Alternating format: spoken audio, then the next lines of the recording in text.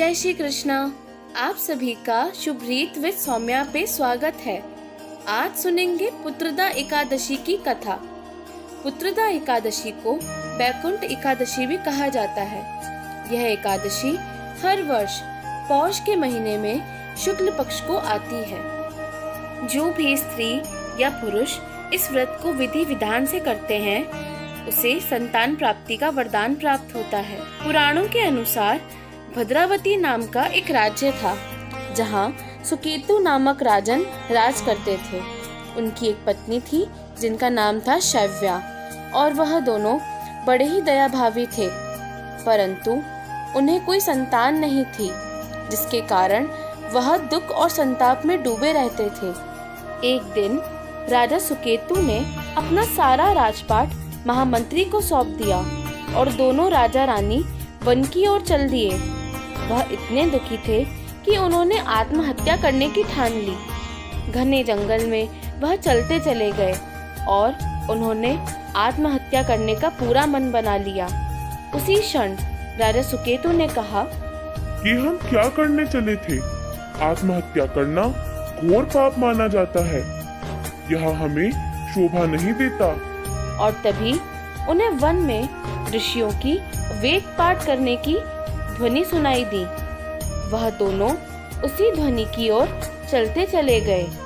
उन्होंने देखा कि एक सरोवर के निकट बहुत से ऋषि वेद पाठ कर रहे हैं। वंदितं दिगंबरं काशिकापुराधिनाथ काल भैरवं भजे। राजा सुकेतु और उनकी पत्नी शैव्या ने सभी ऋषियों को प्रणाम किया और उनकी खूब सेवा सत्कार किया।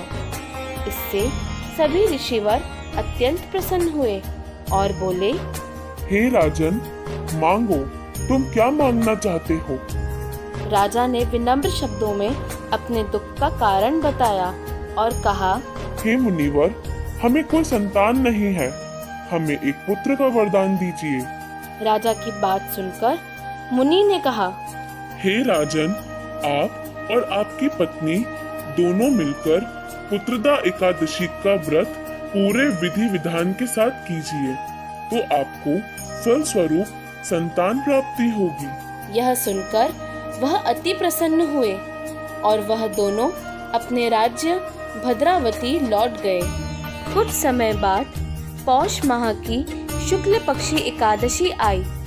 राजा और रानी ने मुनिवर के कहे अनुसार पूरी श्रद्धा भक्ति और विधि विधान से बैकुंठ एकादशी यानी पुत्रदा एकादशी का व्रत किया, जिससे भगवान नारायण प्रसन्न हुए और उन्हें पुत्र प्राप्ति का वरदान दिया।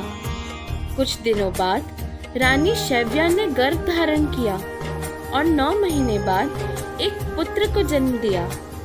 राजा रानी इतना तेजस्वी पुत्र पाकर धन्य हुए। जो भी पुत्रदा एकादशी का व्रत सच्ची श्रद्धा भक्ति के साथ करता है, उन्हें संतान प्राप्ति का वरदान मिलता है और उनकी सभी मनोकामनाएं पूर्ण होती हैं। तो यह थी पुत्रदा एकादशी की व्रत कथा। आपका व्रत सफल रहे। जरूर बताइएगा कि आपको कथा कैसी लगी। जय श्री कृष्णा।